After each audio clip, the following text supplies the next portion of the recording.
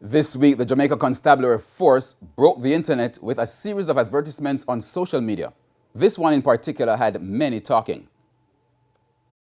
Some may prefer chocolates and roses for this Valentine, but we are into law and order.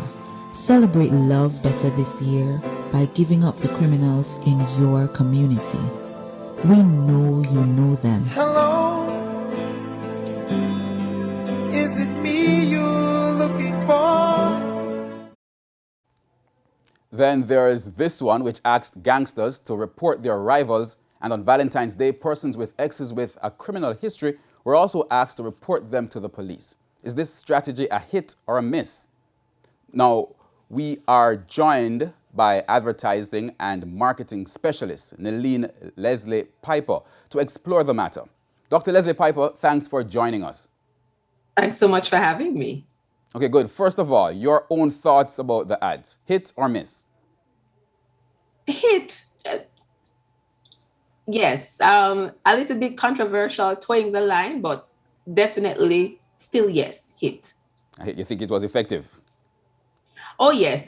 When you think about the platforms that the Jamaican Constabulary Force is using to release these commercials, you have to take into consideration who their target audience is and what is required to break through the clutter. There is so much going on social media.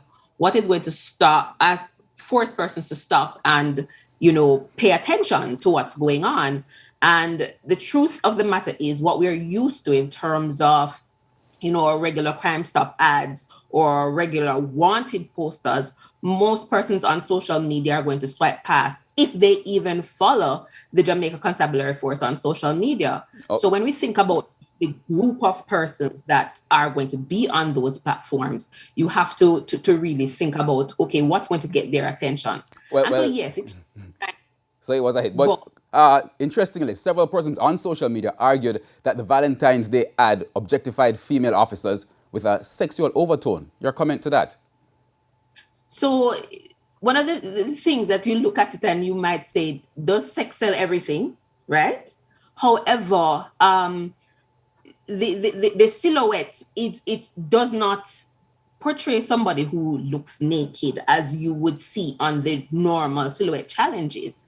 And so while you could argue that the use of that particular sexual appeal could be called into question, the truth of the matter is the person in the silhouette, you can see that the person is fully clothed. And so while I'm saying it's controversial, I'm saying it's towing the line, but at the same time, they have not crossed the line. I don't consider it to be unethical, but it's certainly different. And it's not something that you have seen from law enforcement anywhere, certainly. All right, I think it seems like this might be their approach. So what are your thoughts on whether this new way of seeking criminals will yield results?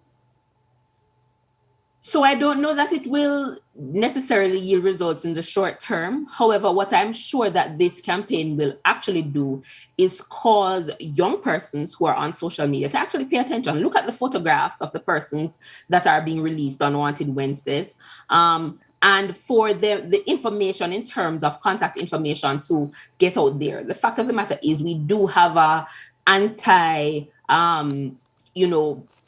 police or snitching culture in Jamaica. And so if we can build, or if the police can build relationships, get greater involvement among younger persons, which I would assume is the group that they're trying to target here, then hopefully down the line, in the long run, we can see some results from this. But I don't necessarily think that it's going to, get people rushing to call Crime Stop. But definitely greater level of involvement, persons actually paying attention when messages come out via social media on those channels. And if they achieve that, then, it's a short, one of the steps that they need to take to get persons to actually then pick up the phone and call, because awareness is going to be the first step.